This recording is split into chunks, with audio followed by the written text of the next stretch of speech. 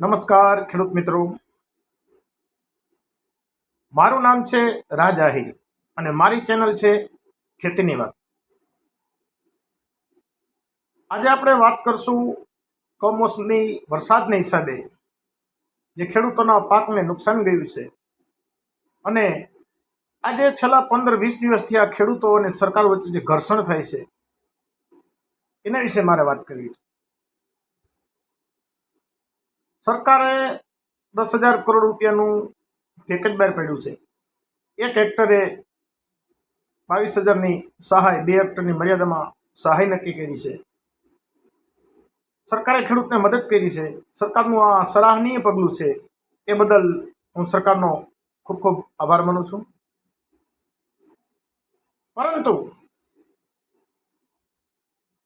મારું કહેવાનું એ છે કે સરકારની આ સહાયથી ખેડૂતોનું પૂરું પડે એમ નથી, નુકસાની વધારે છે. ખેડૂતો 3 લાખ સુધીના ધિરાણ માફીની વાત કરે છે, જ્યારે એની સામે સરકારનું એવું કહેવાનું થાય છે કે જો ધિરાણ માફ કરે તો સરકારનું બજેટ વધાઈ જાય, સરકારનું બજેટ વધી જાય, સરકારનું બજેટ ખોરવાઈ જાય, સરકારનું અર્થતંત્ર ખોરવાઈ જાય અને ધિરાણ માફ કરવામાં સરકાર પહોંચી ન શકે, આવું સરકાર વિચારે છે. તો મારું સરકારને સૂચન છે, જો યોગ્ય લાગે તો એના ઉપર વિચારણા કરજો. ધિરાણ માફ કરવામાં જો બજેટ વધી જતું હોય તો એના ઘણા બધા રસ્તા છે.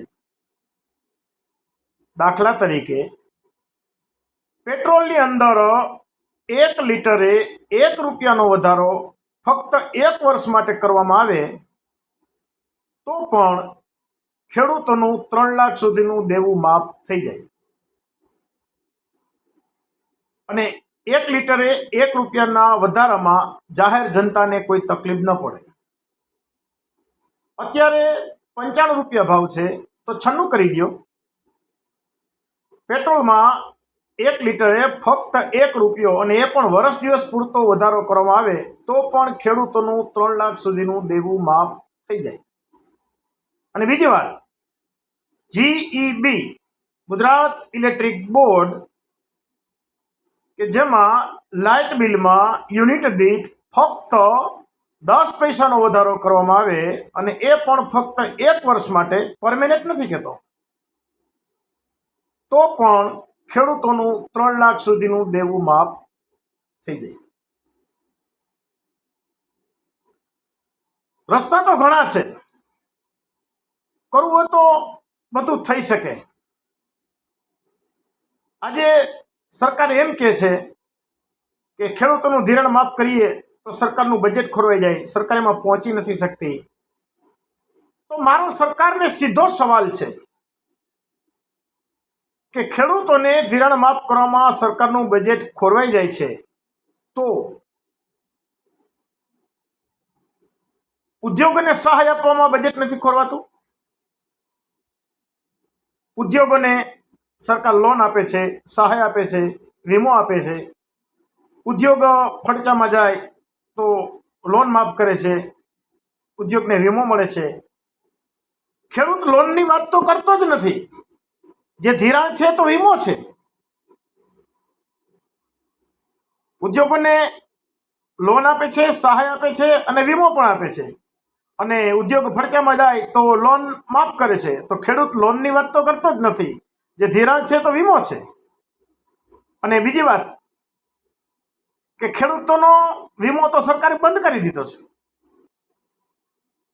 તો ખેડૂતોને કરવાનું શું? ઉદ્યોગ માટે આ બધી જોગવાઈ છે, ઉદ્યોગ માટે આ બધી વ્યવસ્થા છે, તો ખેડૂતો માટે કેમ નહીં? ઉદ્યોગોને સહાય કરવામાં સરકારનું બજેટ નથી ખોરવાતું તો ખેડૂતોને સહાય કરવામાં બજેટ કેમ ખોરવાઈ જાય છે? અને બીજી વાત, સરકારી કર્મચારીને 1 વર્ષમાં 2 વખત પગાર વધારો આપવામાં આવે છે. આપણે એનો વિરોધ નથી કરતા, તો પણ સરકારનું બજેટ નથી ખોરવાતું અને ખેડૂતોને જ્યારે મદદ કરવાની વાત આવે ત્યારે સરકારનું બજેટ ખોરવાઈ જાય છે.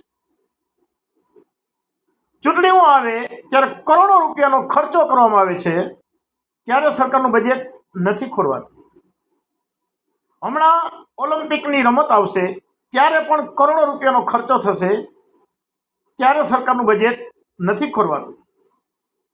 ફક્ત ખેડૂતોને મદદ કરવાની હોય ત્યારે સરકારનું બજેટ ખોરવાઈ જાય છે.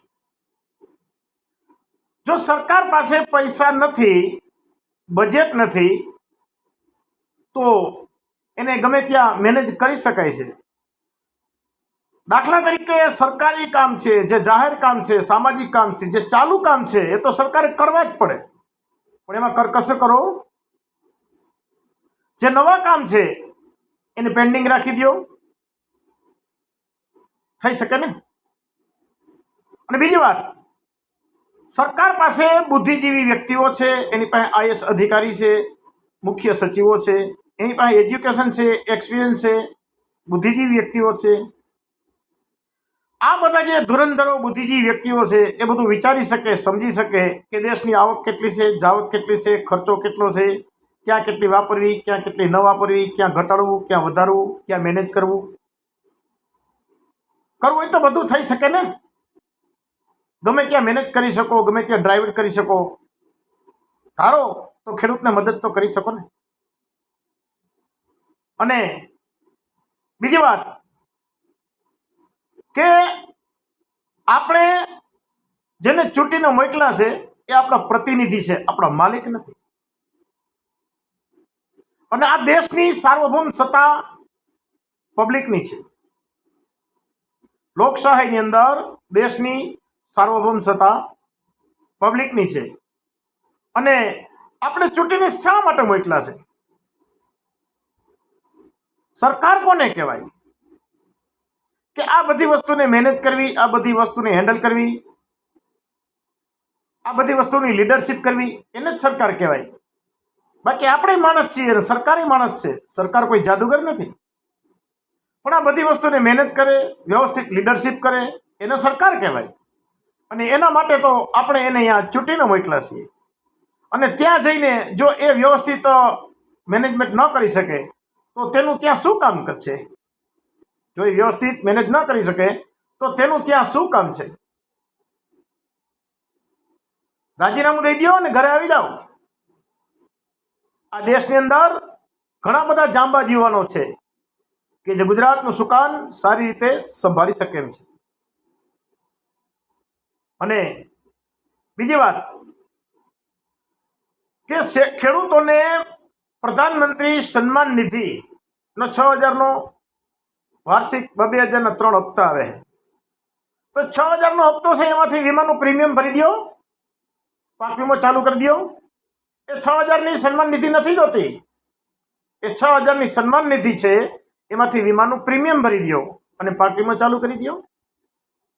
અને વાત રહી સહાયની, જો સરકાર ધિરાણ માફ કરે તો સહાયની ખેડૂતોની જરૂર જ નથી.